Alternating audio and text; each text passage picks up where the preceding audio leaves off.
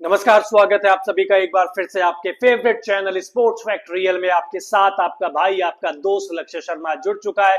Match prediction हो या fantasy team हो, बढ़िया जा रही है। और ये बढ़िया नहीं जा रही है, बल्कि बहुत शानदार जा रही है।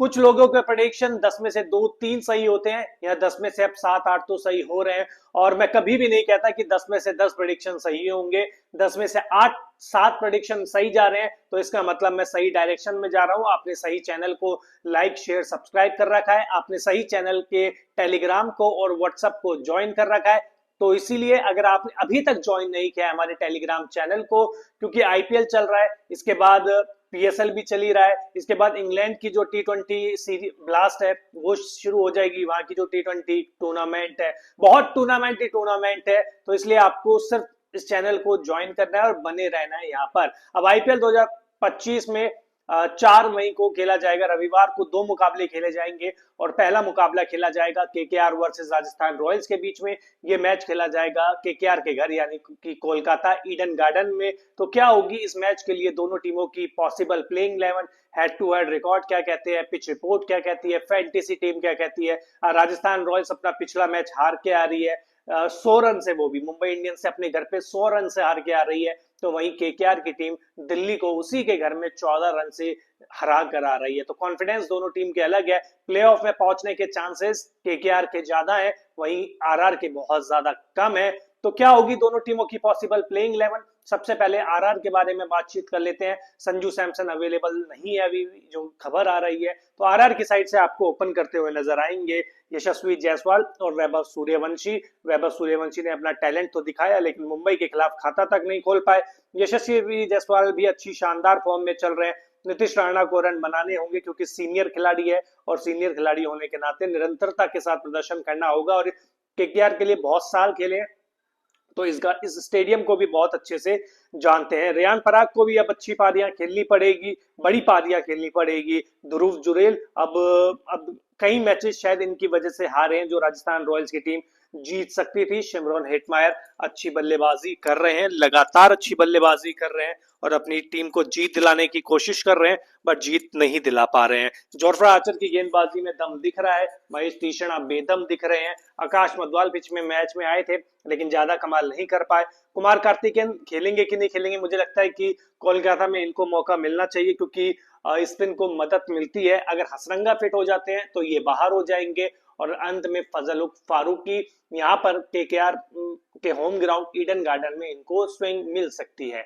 तो ये है राजस्थान रॉयल्स की पॉसिबल प्लेइंग 11, या कहूं कमजोर पॉसिबल प्लेइंग 11। सामने है केकेआर की टीम। तो केकेआर की टीम थोड़ी सी अब बैलेंस दिख रही है, खासकर रोमेन पावेल के आने के बाद बल्लेबाजी में स्थिरता दिख रही है। तो केकेआर की साइड से आपको ओपन करते हुए नजर आएंगे रहमतुल्लाह गुरबाज और सुनील नरेन। रहमतुल्लाह गुरबाज के बल्ले से अभी तक वो रन नहीं निकले जिसके लिए वो जाने जाते हैं, लेकिन सुनील नरेन लगातार रन बना रहे हैं। इसके बाद अजिंक्य रहाणे के बल्ले से भी बारिश हो रही है रनों की।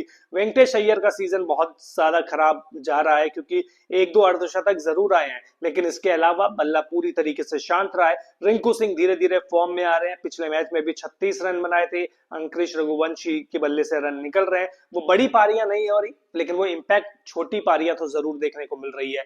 आंद्रे रसेल धीरे धीरे गेंदबाजी भी कर रहे हैं, विकेट भी ले रहे हैं और बल्ले से भी थोड़ा थोड़ा सा अपना दम दिखा रहे हैं। रोमेन पावेल पिछले मैच में ज्यादा कुछ कमाल नहीं कर पाए थे, लेकिन बड़ा नाम है, स्थिरता है और पहले राजस्थान रॉयल्स की तरफ से खेल चुके हैं, तो गेंदबाजी आक्रमण को जानते हैं। इसके बाद हर्षित राणा, बहुत ज्यादा पिटाई हो रही है इनकी। विकेट तो ले जाते हैं, लेकिन पिटाई भी बहुत ज्यादा हो रही है। अनुकूल रॉय को फिर से मौका मिल सकता है, और वरुण चक्रवर्ती जो अच्छी गेंदबाजी कर रहे हैं, हालांकि पिछले 1-2 मैचों में उनकी भी पिटाई हुई है, और वैभव अरोड़ा इंपैक्ट प्लेयर के तौर पे आ जाएंगे। तो ये हैं दोनों टीमों की पॉसिबल प्लेइंग 11। अब दोनों टीमों के बीच में हेड टू हेड रिकॉर्ड के बारे में बातचीत कर लेते हैं। तो केकेआर वर्सेस आरआर के बीच में हेड टू हेड रिकॉर्ड के बारे में बातचीत करें, तो इन दोनों टीमों के बीच में कुल 31 मैच हुए हैं, जिसमें से केकेआर 15 मैच जीतने में कामयाब रहा है, तो आरआर ने 14 मैच जीते हैं। 2 मैचों का नतीजा नहीं निकला है। तो केकेआर बिल्कुल स्लाइटली थोड़ी सी आगे है, हालांकि करंट फॉर्म में बहुत आगे है, ये बात आपको माननी पड़ेगी।